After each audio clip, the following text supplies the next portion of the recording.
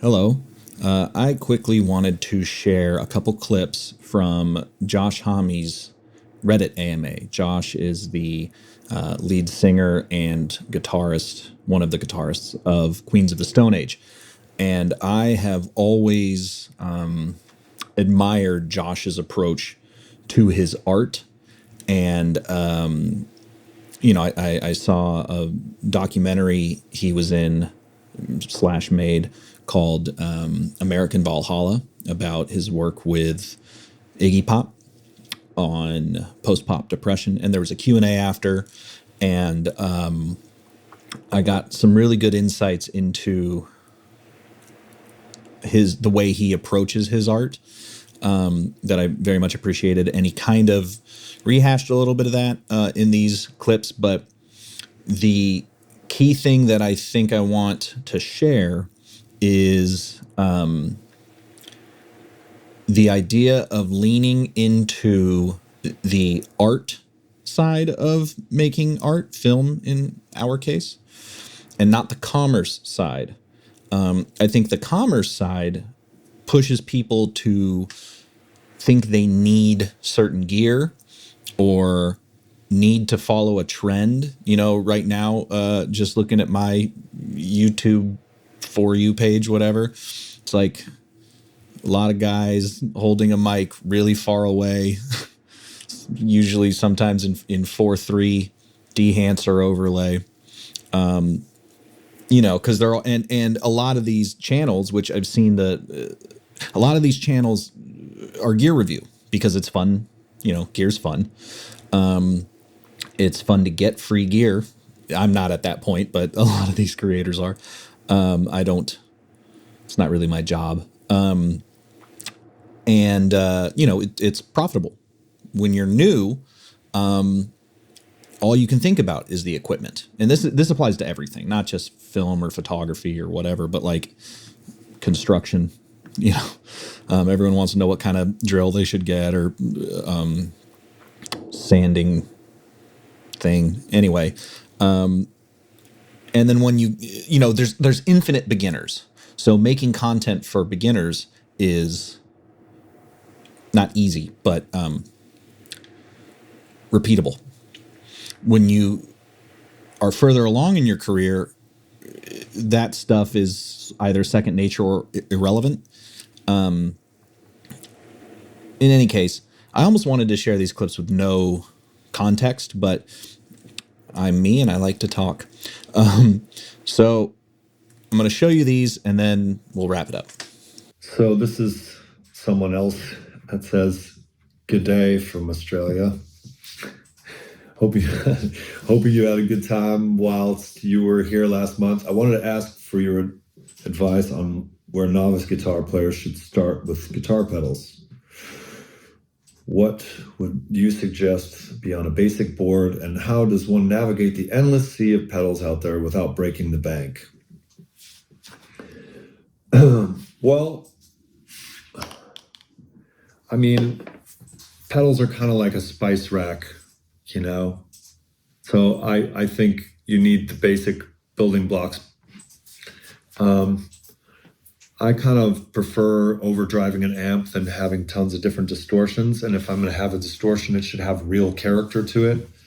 So what do I mean by that? I mean that a really high quality fuzz that doesn't take off in feedback is really something to have, because it's got that sort of cramps like poison ivy tonality to it. A lot of delays bum me out, because when you turn them off, the delay stops. But there are certain delay pedals that when you turn them off, it turns off the signal, but the delay keeps going till it naturally ends. That's something really cool. And I like things that I like to misuse things. So I have a delay that has a level, and I don't even use it for delay. I just use it for the level because it sounds cool. Because it has a tube in it, so it drives the signal, and I use it as kind of like just a way to kick it up a little. But at the end of the day, because pedals are like spices, it's really about your taste. So I think you need to know what you're looking for before you go looking for it. Otherwise, you just wander around a goddamn circle, you know. And of course, experimentation comes into that. So you can't know what you don't know. So you need to play some pedals that some of these pedals nowadays have all kinds of freaky effects that would have never been dreamed of years ago.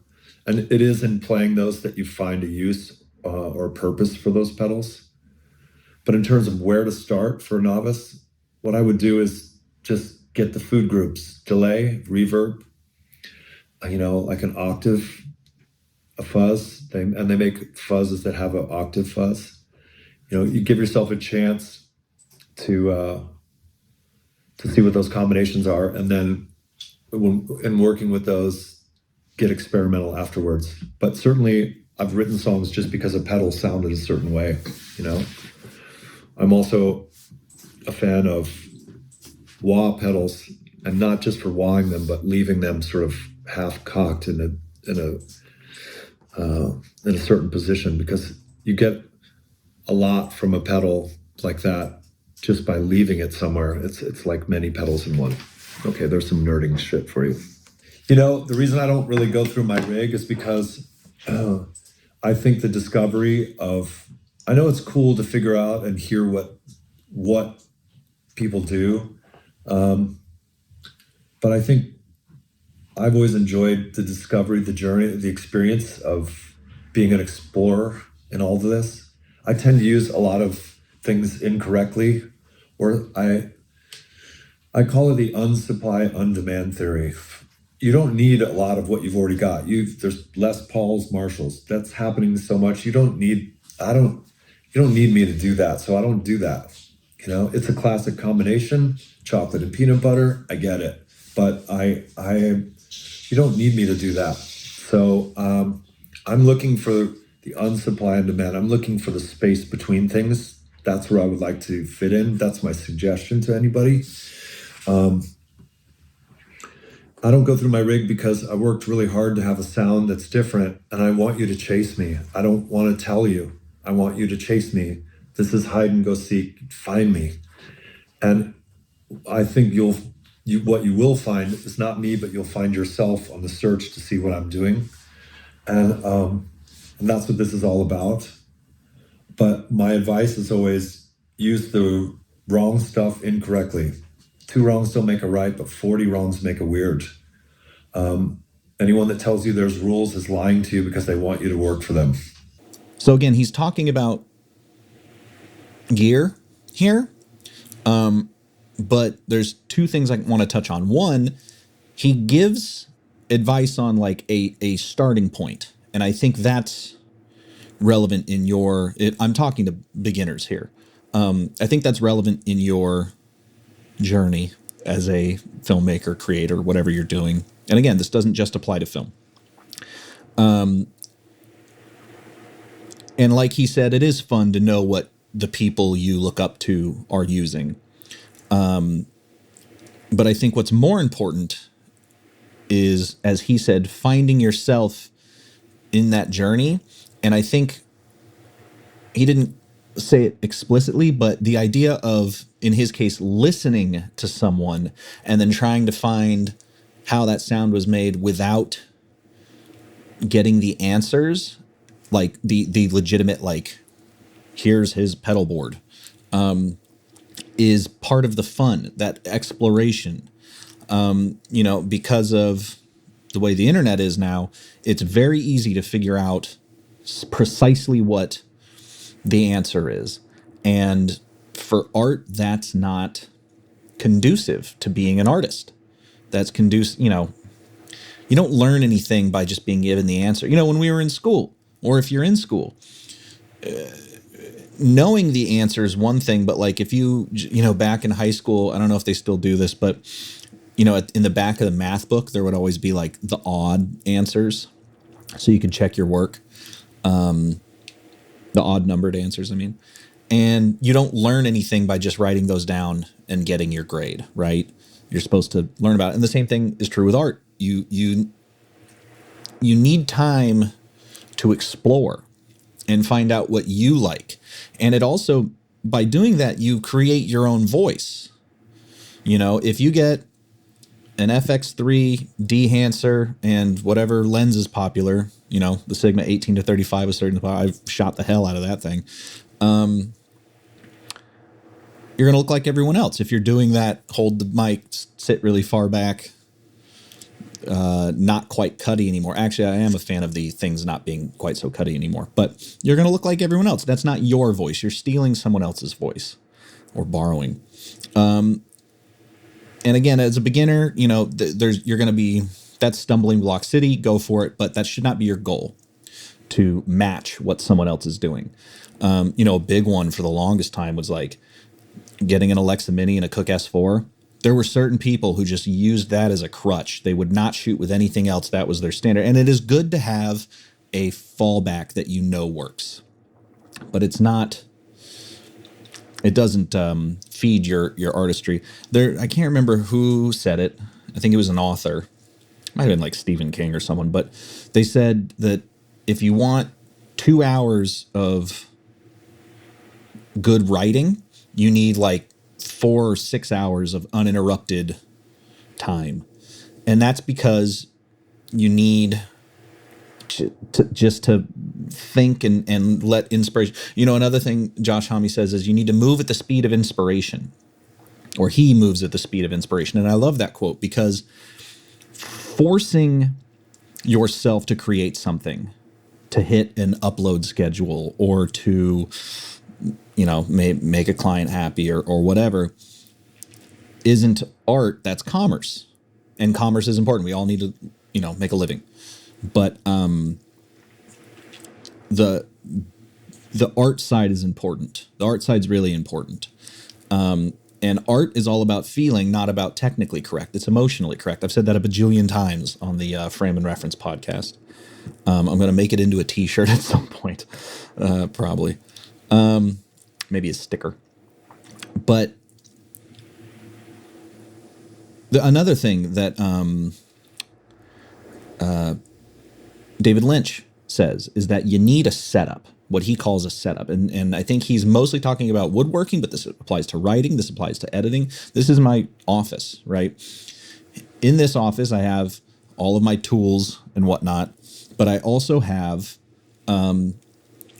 some cabinet of curiosities type stuff that inspires me or makes me happy so that I can be influenced by my influences passively, or even not passively. There's a crap ton of Blu-rays over here. These are decks of cards because I'm a magician. There's some more cards. There's some film strips from The Matrix, just little things like that. And so a setup is just the place where you go to honestly sit with your thoughts and sit and have, as Lynch says, let the ideas come to you. He refers to, he's a big fan of meditation, and that's where he goes fishing for ideas, and the ideas come to him. Or there's a famous video of him saying, like, kind of getting a little ticked off because they're rushing him, and he's like, we don't get to go dreamy with it. And by that, I'm pretty sure he means he wasn't given the time to let the scene speak to him and tell him what it needed to be, versus him imposing it on it, And I know this might sound a little woo-woo, but it's true. With art is not a formula. So those were just some thoughts I had. Again, I was thinking about just sharing those clips with no context, but again, I like to talk, and I think that is, someone is scheduling a lot of NAB right now. He's got like 5 emails. There's commerce for you. So yeah, I just kind of wanted to share that. Think about whoever you like, whoever influences you, whichever music or visuals or whatever that you jive with. Don't focus so much on how they did it, more on why they did it, how it makes you feel, and how you might want to, how you feel and how you might create your own voice colored by those other people. One thing I've said before, which is kind of true, is like copying someone is stealing, but copying like 5 people is creating your own voice. So do that. You know, like, and it doesn't just have to come, doesn't just apply to gear, you know, especially in the film industry, gear is gear, whatever. But the end result is what matters. So it doesn't really matter what gear you use. That's all workflow stuff, not image stuff. You know, any camera can look good these days, especially with some great color correction. But like you said, find that space in the middle. There's the supply and demand side. There's the trend side. Find that place in the middle that you exist to create your own unique voice, because people will be attracted to that. Not, you know, if your reel looks exactly like everyone else's, why would they hire you? Certainly there's commercials or whatever that are looking for a certain thing, but you want some diversity in there. You want to look the way you look, and the way that you do that is by kind of doing it without thinking too hard. I think, you know, just letting your taste come through without checking it against someone else, if that makes sense. So yeah, those are my thoughts. That's Josh. Thank you for watching.